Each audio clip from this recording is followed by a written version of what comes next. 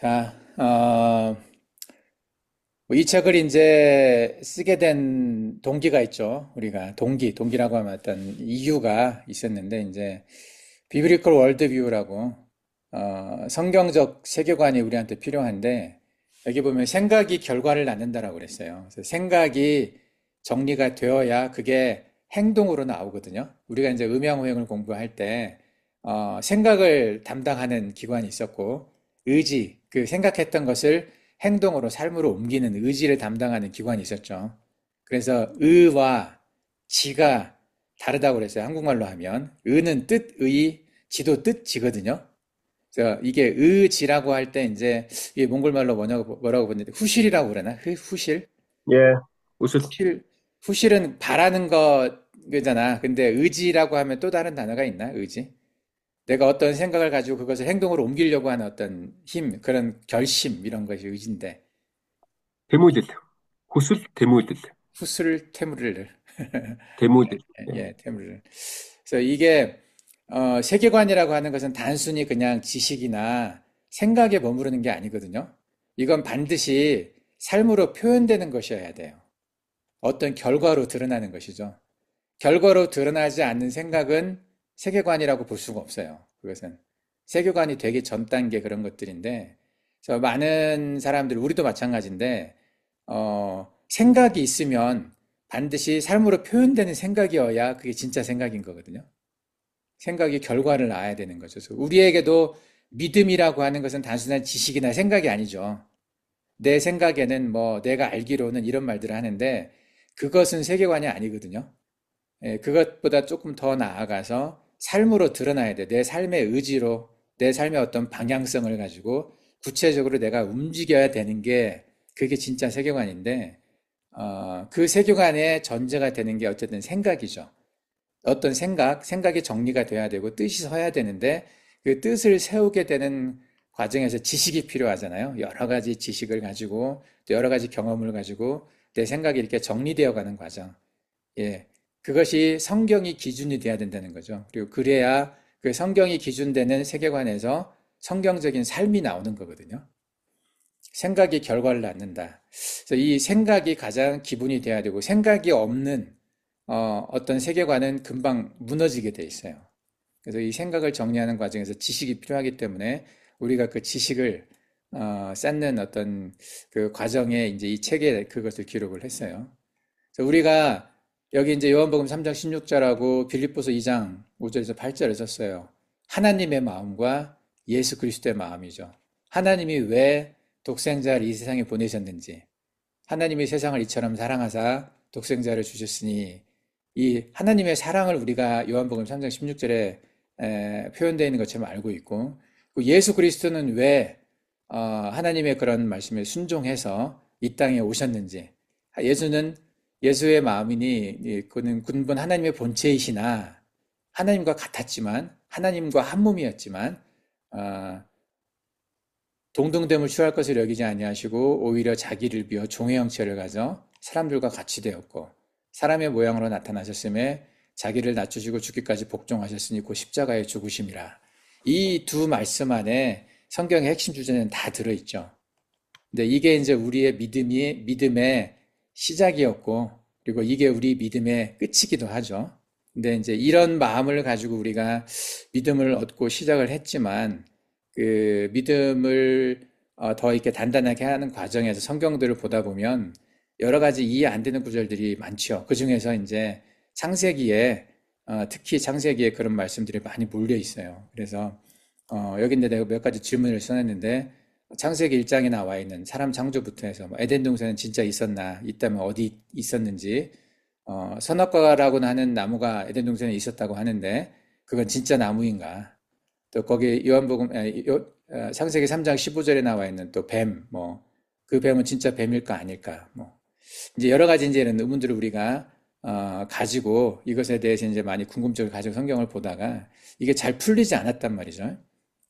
그리고 홍수가 있었다고 하는데, 큰 홍수가 있었는데, 진짜로 있었는가? 과학계에서는 세상 사람들은 그거 진짜라고 안 하고, 그리고 또는 홍수가 있었다고 하더라도 전 지구적인 홍수가 아니라 지역적인 홍수였다고 말들을 하잖아요. 그러면서 수메르 신화에 홍수에 대한 얘기가 나와 있는데 그 수메르 신화의 이야기를 성경에서 베꼈다. 이런 식의 말을 하는 사람들이 꽤 많아요. 수메르 신화가 먼저 쓰여졌고 성경은 모세에서 나중에 쓰여진 거니까 수메르 신화를 성경에 베낀 거다 이런 식으로 말을 한단 말이죠. 그러면서 수메르 신화에 나와 있는 그 홍수는 전지구적인 게 아니라 메소포타미아 지역적인 홍수였는데 성경이 그걸 과장했다는 식으로 표현을 해요. 그러면서 사람들이 좀 흔들리기 시작을 하거든요. 진짜로 성경은 하나님의 말씀이 아니라 다른 여러 가지 신화들을 짜깁기 한 것인가? 뭐 십자가의 신화도 있었다고 하고 예수 그리스도의 신화도 있었다고 하고 예를 들면 세미라미스와 니무롯과 담무스 뭐 이게 담무스가 예수님을 상징하는 거라고 얘기를 하는데 뭐 어쨌든 그 동정녀 마리아에서 나온 예수 그런 것처럼 세미라미스도 하늘의 빛을 쬐어가지고 담무스를 잉태했다고 하는데 그런 것들이 우리가 알고 있는 기독교의 이야기들의 원형이 다른 신화에 있었다라고 얘기를 하면서 기독교에 나와 있는 우리가 보는 성경이 다른 신화들을 베꼈다. 베꼈다가 뭔지 알죠? 카피했다는 거거든요. 카피. 그런 식으로 말하는 이야기가 인터넷에 굉장히 많이 나와 있어요. 최근에도 그런 것들을 내가 본 적이 있는데 그런 것들에 사람들이 많이 흔들리는 게 사실이거든요. 성경을 제대로 이해하지 못하면. 그래서 우리가 성경에 나와 있는 여러 가지 그 사건들에 대해서 이것을 신화로 보면 안 돼요, 절대로. 성경은 신화가 아니거든요. 역사적인 사실이고 실제 있었다는 그런 믿음을 가지고 그걸 봐야 되거든요. 근데 창세기 1장에서 11장 사이에 이제 그 사이를 뭐 이렇게 신화처럼 보는 사람들이 많고 신학교 안에서도 그것을 신화처럼 생각하고 잘 안 다루려고 하고 그쪽에 대해서 물어보면 대답하기 꺼려하고 힘들어하는 사람들이 종종 있거든요. 목사님들 중에서도. 그래서 그런 부분들에 우리가 확신이 없으면 성경 전체에 대한 확신을 잃어버리는 거기 때문에 그 창세기에 대한 확신을 우리가 가져야 돼요. 근데 창세기가 워낙 공격을 많이 받고 그거에 대해서 뚜렷하게 말하기가 어려운 부분들이 많다 보니까 점점 이제 그쪽이 얘기를 교회에서도 잘 안 하게 되고 좀 이렇게 분리시키려는 과학과 성경을 분리시키려고 하는 사람들 사이에서 그떤 창세기 쪽은 이렇게 살짝 막 버려지는 느낌이 좀 있거든요.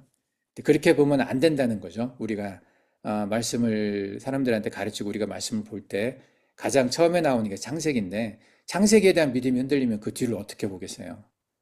창세기가 신화라고 말하면 그 뒤는 어떻게 우리가 그 믿음을 가지고 그걸 사실이라고 믿겠냐는 거죠. 그러니까 창세기는 반드시 우리가 이해를 하고 넘어가야 되는데 우리가 이 앞부분 특히 이제 창세기 그 세계관의 앞부분에 창세기 이야기가 많이 나오죠.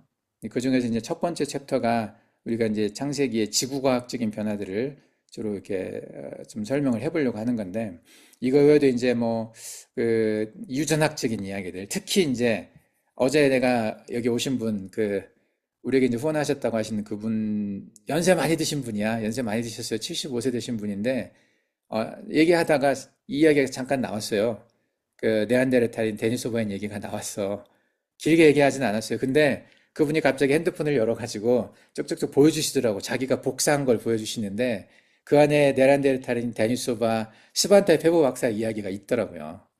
그 할머니가 그 기사를 보고는 그것이 이제 뭔가 남았나 봐요. 그래서 이해가 잘 안 되는 부분이 있고 뭔가 중요한 것 같아가지고 그걸 이렇게 캡처해가지고 핸드폰에 그걸 놓고 있더라고요. 그러면서 이제 나도 놀랐어요. 깜짝 놀랐어. 75세 되신 할머니가 근데 제가 이제 그분 백그라운드 잘 모르거든요. 교육적인 백그라운드 잘 모르는데 그 연세 되신 분이 그것이 중요하다고 생각하고 그걸 캡처해서 핸드폰에 가지고 다닐 만큼 많이 퍼져 있다는 얘기야, 그 이야기가. 크리스찬들 사이에서도. 근데 그것에 대해서 해석을 누군가 해줘야 되는데 못 들은 거죠, 그분도. 뭔가 있는 것 같은데 뭐 어떻게 해석해야 되는지 잘 모르겠고. 그래서 나도 한 페이지 짤막하게 그 화면 하나에 살짝 봤어. 거기에서 네안데르탈인, 데니소바인, 스반테 페보 이름이 들어있더라고요, 그 안에. 그래서 내가 좀 설명을 해주려고 하다가 시간이 없어서 이제 못 해줬는데 그만큼 이 이야기는 나이가 어린 사람이나 나이가 많은 사람이나 크리스찬들한테 지속적으로 도전을 주는 이야기예요. 언젠가는 한번 걸려 넘어질 이야기야. 그러니까 해결하지 않으면 그게 나이가 어리든 나이가 들든지 간에 한 번 정도는 사람들이 이렇게 흔들 만한 이야기들이라는 거죠. 그래서 여기에 대해서 정리를 해야 돼요. 정리하지 않으면 믿음을 계속 유지하기 어려울 수도 있어요. 그래서 이제 이 책을 쓴 목적이 그런 부분들을 성경적으로 정리하자. 성경이 절대적으로 100% 옳은 말씀이고 성경을 100% 옳은 말씀으로 이해하기 위해서 그 세상의 학문들을 가지고 정리를 하는 거거든요.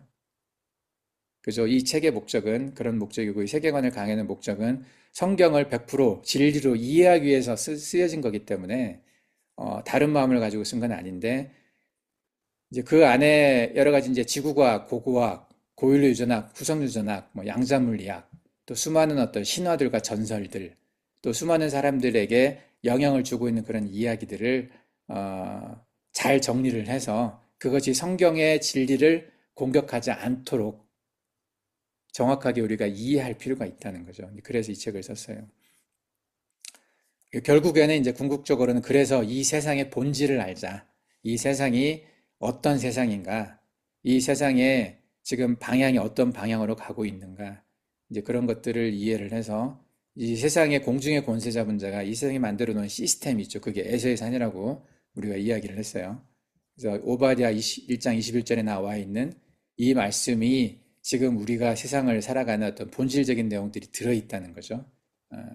그래서 구원받은 자들이 시온산에 올라 에서의 산을 심판하리니 나라가 여호와께 속하리라. 이 말씀이 무슨 뜻인지를 우리가 이 책을 통해서 이해를 했으면 좋겠어요.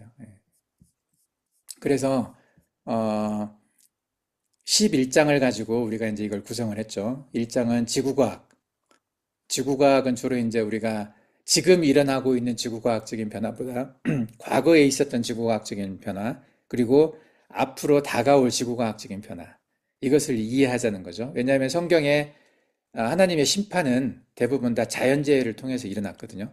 하늘에서 불이 떨어지든지 또는 땅이 갈라져서 사람들을 삼키든지 그리고 또는 수많은 많은 비가 내려서 사람들이 이렇게 심판을 했던 노아홍수 심판도 있었고 그리고 뭐 소돔과 고모라의 심판이나 바벨탑을 무너뜨렸던 사건들이나 이런 모든 대부분의 대규모 이런 그 심판의 사건들은 지구과학적인 변화를 통해 일어났거든요. 이 지구과학적인 어떤 변화를 우리가 이해를 하면 이 패턴을 알면 앞으로 오게 될 요한계시록에 설명되어 있는 마지막 때의 심판도 이해할 수가 있는 거죠. 그걸 구체적으로 과거에 있었던 일들을 구체적으로 있었던 일이잖아요. 역사적으로 있었던 일이고 우리 인류 문명 역사 안에 있었던 일이거든요. 그런 것처럼 앞으로 오게 될 심판들 요한계시록에 설명이 되어 있는데 그 심판들도 상징적인 게 아니라 실제로 써 있는 그대로 올 거라는 거죠. 누차 강조하지만 성경은 상징이 아니에요, 절대로. 성경이 상징이라는 말을 잘못 사용하게 되면 그 사람은 믿음을 잃어버릴 수가 있어요. 나는 굉장히 그 말을 그래서 위험하게 생각을 해요. 상징이란 단어 자체를. 상징이라고 쓰는 말은 가능하면 우리는 쓰지 말아야 돼요, 이게. 물론 그 비유하는 부분들이 성경에 있기는 하지만 그 상징이라는 우리가 단어 잘못 그것을 이해하게 되면 성경에 있는 역사적인 실체를 부정하는 게 되거든요. 그래서 기본적으로는 우리가 성경을 바라볼 때 성경에 나와 있는 이야기들은 실제로 있었던 일이다라는 걸 전제하고 봐야 돼요, 다. 이해가 안 되더라도, 지금은 이해가 안 돼서 상징처럼 보이더라도 실제로 그 일이 있었다라고 생각을 하고 실제로 있었던 걸 전제로 하고 어떻게 그게 실제 있었는지 그 how, 어떻게 그런 일이 일어날 수 있었는지를 좀 생각해 보는 거죠. 그러려고 하다 보니 학문을 이용할 수밖에 없어요. 세상의 학문들, 지금까지 밝혀진 것들 위주로 이용을 하는데 지구과학 이런 것들이 되게 이제 창세기에 많은 사건들을 이해하는 데 좀 필요하죠. 그래서 1장에는 지구과학 이야기를 썼어요. 가장 처음에. 왜냐하면 문명의 배경을 이해하려면 기후나 질이나 어떤 지구과학적인 그때의 상황들을 이해를 하는 게 기초가 되어야 되거든요. 그것과 상관없이 인류 문명 역사를 이해할 수가 없어요. 기후가 어땠는지, 땅의 환경은 어땠는지, 이런 것들이 이해가 되어야 그 시대를 살아가는 사람들의 사회생활이 어땠는지, 그들의 세계관이 어떤 세계관을 갖고 살았는지, 이게 이해가 되거든요. 그래야 그 연동이 되는 거라서 지구과학이 나는 굉장히 중요하다고 생각을 해요. 성경을 이해할 때, 특히 창세기를 이해할 때는 지구과학적인 개념이 있어야 좀 더 깊이 이해를 할 수가 있는 거죠.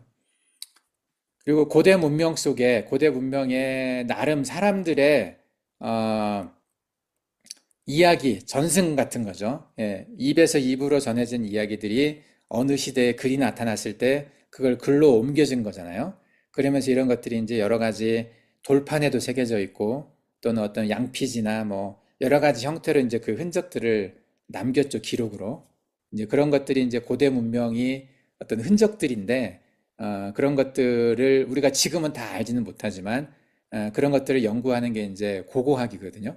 고고학적인 어떤 연구를 통해서 고대 문명이 어떻게 사람들이 살아가고 있었는지를 알게 되면 성경 안에 이제 그 고대 문명을 살아갔던 사람들의 이야기가 있단 말이죠. 뭐 아브라함 같은 사람도 사실은 지금 우리가 역사학적으로 보면 고대 문명의 사람들인데 아브라함 이전 사람들은 더 그렇지. 그러니까 그 시대에 성경에 나와 있는 삶의 사람들의 삶의 어떤 흔적들을 현대의 고고학적인 또는 고대 문명을 기록한 여러 가지 신화나 전설이나 아니면 역사 기록들을 통해서 조금 더 구체적으로 알자는 생각에서 이제 2장에 고대 문명과 성경 속의 고고학 이야기를 집어넣고 그리고 3장에는 이게 이제 여러 가지 신화로 어, 지금 생각하면 말도 안 되는 이야기들처럼 보이는 이야기들이 많아요. 예를 들면 이제 한국에도 단군 신화가 있잖아.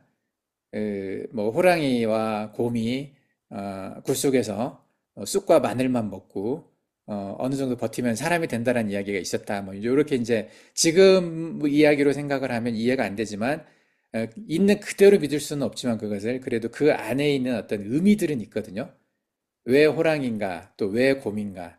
이걸 이제 토템으로 봐서 호랑이는 이제 호족, 호랑이족 종족들, 뭐, 곰은, 곰을 토템으로 숨겼던 어떤 곰 토템 종족들, 뭐 이런 식으로 이렇게 조금 이 해석을, 조금 하는 그렇게 해서 해석을 해서 이해하는 게 있잖아요. 그런 식으로 몽골에도, 늑대에서 났다는 이야기도 있고, 뭐, 여러 가지 각 민족들마다 그런 신화들을 가지고 있는데, 그 신화를 거짓말로 보면 안 돼요. 거짓말이 아니거든요.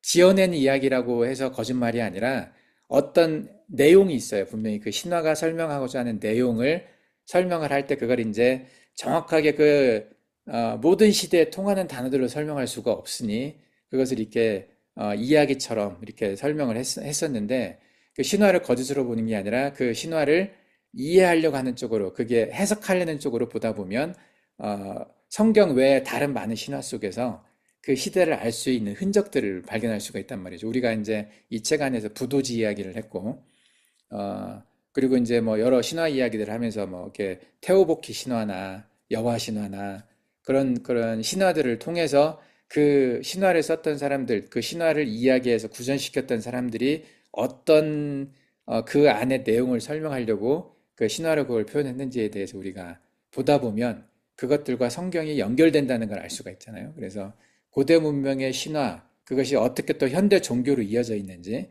또 현대의 성경과 그게 어떤 관련이 있는지를 이해하면 인류 문명을 조금 더, 성경을 조금 더 넓게 우리가 이해할 수가 있어서 고대 문명의 신화가 어떻게 지금까지 이어져 내려왔고, 현대는 지금 어떤 형식으로 그게 퍼져 있는지에 대해서 챕터 3에서는 정리를 했죠. 그리고 우리가 이제 챕터 4에서는 유전학, 유전학이 이제 발달한 지가 뭐 한 10여 년밖에, 그전부터 유전학이라는 학문이 있었지만, 구체적으로 이제 유전자를 다 분석을 해서 유전자 지도를 만들고, 사람이나 동물들이나 각각의 유전자가 어떤 의미가 있는 건지를 그 매핑을 하기 시작한 지가 그렇게 오래되지는 않았어요. 유전학이 획기적으로 발전할 수 있었던 것은 다른 과학 문명의 발달, 특히 컴퓨터의 발달과 함께 발달을 한 거잖아요. 이것도 분석을 일일이 다 해내야 되는 거기 때문에 그래서 내가 대학 다닐 때만 해도 그런 컴퓨터 기술이 없었기 때문에 이 유전자 지도, 인류의 유전자 지도를 만든다는 것은 거의 불가능해 보였었거든요.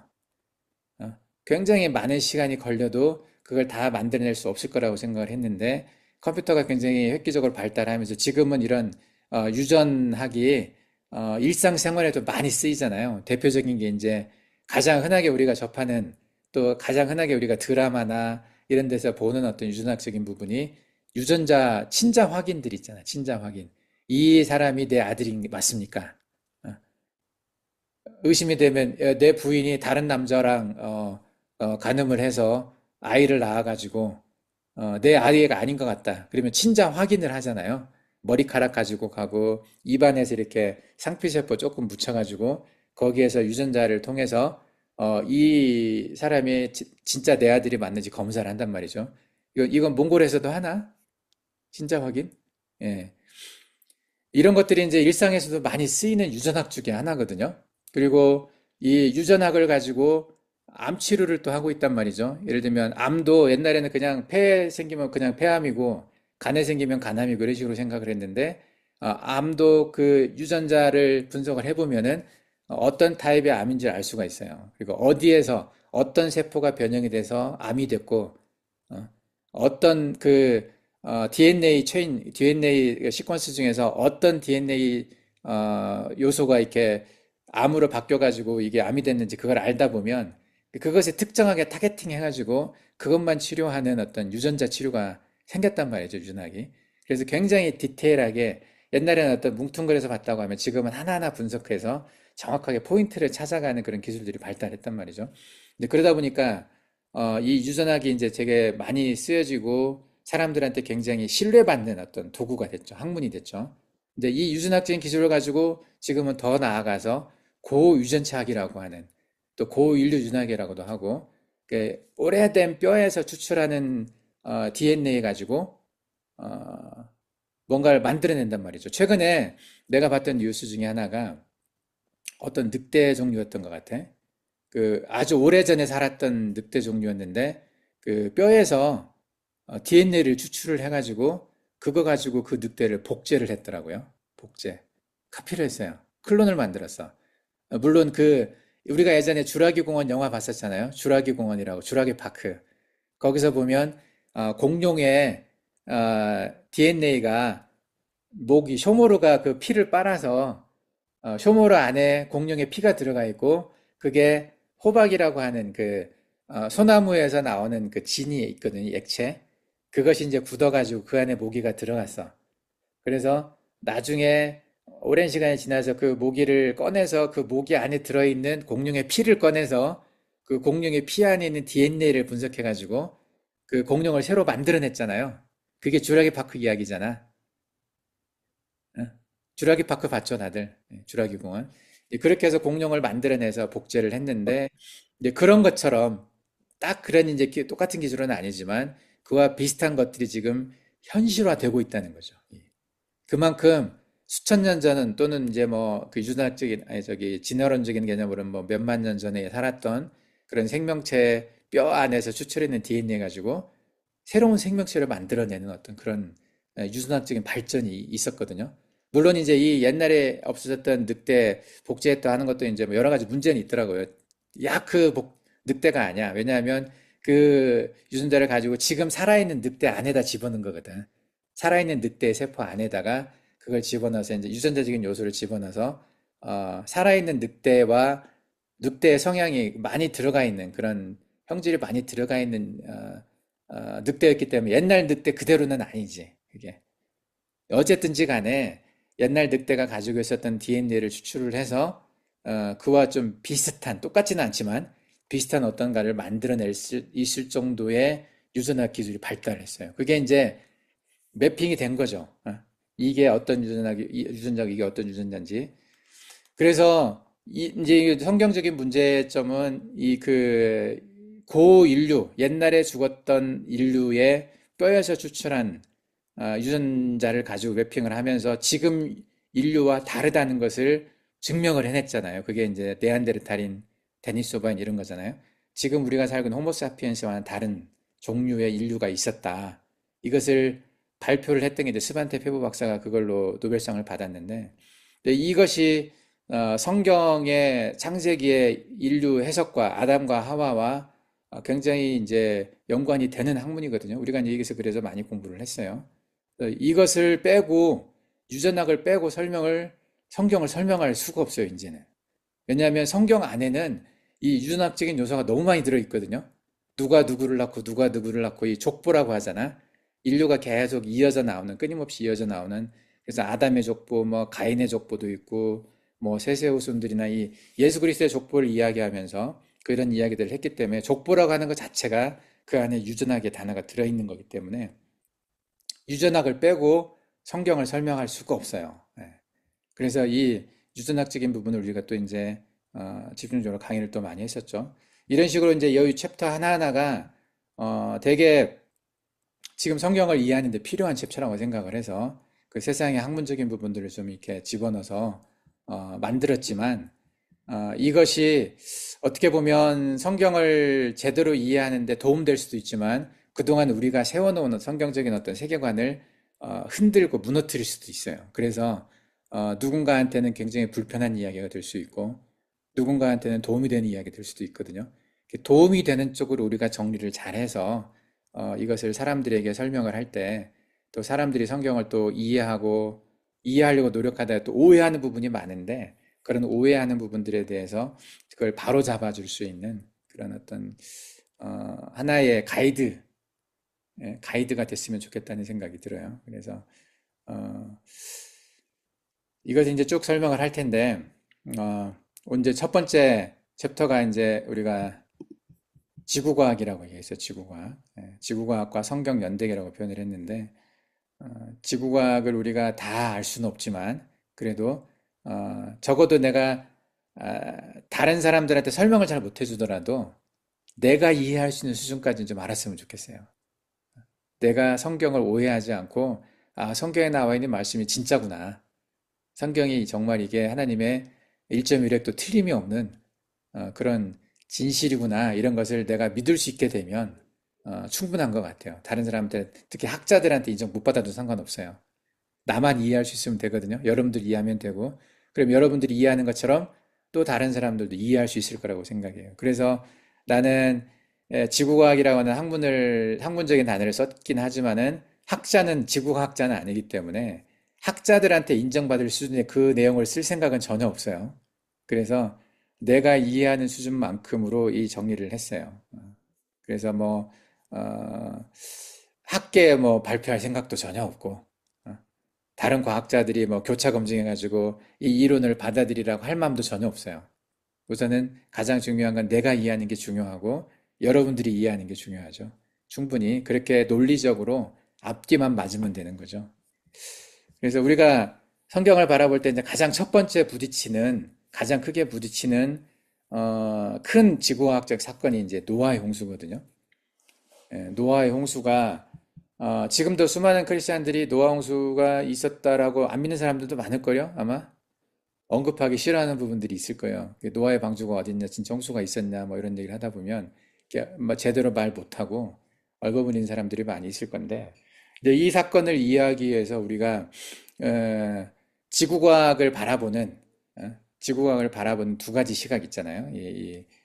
이 지구과학적인 변화들이 오랜 시간 동안 천천히 일어난 것이냐, 아니면 단시간 내에 어떤 사건으로, 어떤 이벤트처럼, 갑자기 그런 일이 발생한 것이냐, 아니면은 오랜 시간과 또는 갑자기 일어난 사건이 짬뽕된 것이냐, 합쳐진 것이냐, 어떤 사건은 오랜 시간에 걸쳐서, 어떤 것은 갑자기 이런 것들이 섞인 것이냐, 이렇게 이제 세 가지 관점이 있어요.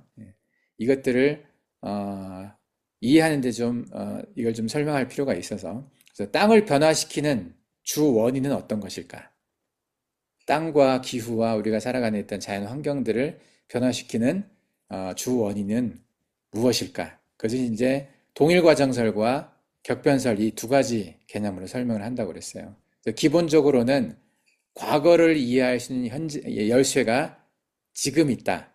그러니까 지금 일어나고 있는 변화가 과거에도 있었고 그리고 지금 일어나고 있는 변화의 속도로 과거에도 같은 속도로 변화가 있었다라고 보는 게 이제 동일 과정설이라고 얘기를 했죠. 그래서 현재는 과거를 이해하는 열쇠다. 이렇게 본다는 거죠. 물론 이게 다 틀린 말은 아니지만 상당 부분은 맞을 수 있는 거지만 근데 하나님이 일하는 방식, 하나님이 성경에서 보여주셨던 여러 가지 변화들 속에서 보면 갑작스럽게 일이 일어났던 사건들이 있었죠. 그 대표적인 것이 이제 노아 홍수잖아요. 짧은 시간 내에 아주 큰 변화가 있었고 그리고 그 다음에 우리가 이제 또 지질학적, 지구과학적인 큰 변화가 있었다라고 보는 사건이 벨레게 때 사건이었잖아요. 땅이 나뉘었다라고는 아주 심플한 그냥 한 문장의 단어지만 이 땅이 나뉘었다라는 표현, 땅이 나뉘었다. 이것이 굉장히 큰 지구과학적인 변화이기 때문에 이걸 가지고 창세기의 큰 지구과학적 변화를 이해할 수가 있을 것 같아요. 그래서 우리는 이 동일과정설에 대해서 100% 부정하는 건 아니지만 성경에 나와 있는 것처럼 격변설, 갑작스런 어떤 큰 사건, 사건에 의해서 이 땅이 변화가 된 부분들이 또 많다라는 것을, 그런 사건들이 있었다라는 것을 우리는 믿고 있죠. 그래서 이 두 가지 개념을 다 가지고 성경을 좀 이해할 필요가 있다는 얘기죠. 예. 근데 이제 현대 지질학적인 관점은 좀 이제 복합적이죠. 복합적인 접근인데 아까 얘기했던 것처럼 이게 두 가지를 다 보는 경향은 있어요. 지질학적 변화는 점진적 과정과 격변적인 사건이 상호작용하여 발생한다. 그래서 격변도 인정을 할 수밖에 없죠. 왜냐하면 최근에 일어났던 지진들, 뭐 얼마 전에 작년에 노토반도, 일본의 노토반도에서 일어났던 지진을 보면 갑작스럽게 땅이 몇 미터가 올라갔어요. 이 융기하는 땅이 올라간다고 하는 이 지질학적 현상은 동일 과정설로 얘기를 하면 뭐 1년에 몇 센치씩 또는 몇 미리씩 아주 조금씩 올라가는데 이때 지진은 단 하루 만에 몇 미터가 올라갔거든요. 그러니까 이런 갑작스러운 변화가 있는 것이 지금도 보이잖아. 예. 이것도 이제 동일 과정설 안에 포함은 되는 거죠. 이렇게 갑작스러운 어떤 사건, 화산 폭발이나 지진 이런 것들에 의해서 지구과학적 환경이 어느 정도는 빠른 속도로 변할 수 있다라는 것을 현대 지질학적인 관점에서도 인정은 하는 거죠. 예, 그런 게 없다라고 생각은 안 하는 거죠. 근데 이제 노아 홍수와 같은 전 지구적인 뭐 아주 큰 이런 사건들을 인정은 안 하지만 지역적으로 조그맣게 발생하던 어떤 그런 격변은 인정을 하고 있다는 거죠. 그래서 함께 보고 있다는 거예요, 이런 것들이. 근데 이제 우리는 격변설을 중요한 어떤 지구과학적인 사건들을 이해하는, 특히 성경적인 사건들을 이해하는 기본적인 어떤 메커니즘으로 생각을 하는데 어, 가장 그것에 대해서 이렇게 어필할 만한 것이 이제 이 사진으로 표현되어 있는데 석탄층, 석탄이 우리가 몽골에도 석탄이 많죠. 석탄을 이렇게 캐내는 그 지층에 어, 인간이 만드는 어떤 문명의 흔적들이 발견되는 것이 종종 있어요. 한두 번이 아니라 여러 번 있었던 것 같아요. 그래서 석탄층 안에 사람이 만들었던 도구가 들어가 있는 거죠. 대표적인 것이 이제 이 망치인데 이 망치가 어떻게 봐도 이거 자연적으로 생겼을 거라고 보기는 어렵잖아요. 그죠? 모양 자체가 쇠로 만들어진 이 머리가 있고 그리고 여기에 나무로 만들어진 자루가 있어요. 자루. 머리와 자루가 함께 있어요. 이게 석탄층에서 발견된 거거든요. 석탄층은 4억 년 전에 만들어진 지층이라고 진화론자들은 이야기하는데 4억 년 전에 사람이 살았다고 보기는 어렵단 말이죠. 진화론자들 그렇게 얘기는 안 하거든요. 근데 4억 년 전 지층 안에 이런 망치가 발견이 됐어요. 이것에 대해서 어떻게 설명할 것인가? 그래서 이것에 대해서 이제 우리가 오파츠라는 걸로 얘기를 했어요. 오파츠, 유물지층이라고. 그 시대에 맞지 않는 어떤 이상한 것이 들어가 있는, 시대를 벗어난 것이 그 안에 들어가 있는 걸 이제 오파츠라고 얘기를 했는데, 여기에 보면 이런 나사도 있어요. 이 석탄층 안에. 이거 자연적으로 만들어졌겠어요, 이게? 이런 것들이 자연적으로, 이 철로 만들어진 것들인데, 이런 것들이 어떤 뭐, 비가 또는 바람이 깎아서 이런 것들이 만들어졌다고 말한다는 게 이상하죠. 그래서 이제 이런 것들을 뭐 이 격변적인 성경적인 사건들을 믿지 않는 사람들은 우연히 들어갔다 말이에요. 이 지층에. 우연히. 우연히가 무슨 말인지 알죠? 예. 그냥 딱 갑자기 어느 특정 땅이 갈라졌다든지 그래서 땅 위에 있는 것이 어떤 사건에 의해서 그냥 쭉 들어가서 석탄층까지 들어갔다 이거죠. 예. 그런 식으로 설명을 한다는 거죠. 왜냐하면 이 사람들은 절대 인정을 못 하잖아요. 예. 4억 년 전에 사람이 살았다는 것도 인정을 못하고 석탄층이라고 하는 지층이 4억 년이 안 되고 사람이 살고 있었던 몇 천 년 전에 이 석탄층이 만들어졌다고 말하는 것도 인정을 못하는 거죠. 둘 다. 그러니까 4억 년 전에 석탄층이 만들어졌다는 걸 인정하면서 이것은 사람이 몇 천 년 전에 만들어진 것이 우연히 4억 년 전 지층으로 들어갔다라고 말을 하는 거죠. 이 사람들이 그렇게 해석을 하거든요. 근데 성경적으로 우리가 알고 있어요. 성경의 두발가인 같은 그런 존재들에 의해서 이런 동과 철을 가지고 도구가 만들어졌다는 걸 알고 있거든요. 자, 다음 시간에 이어서 조금 더 하겠습니다. 이것에 대해서. 일단 끊고 조금 쉬었다가 들어오겠습니다.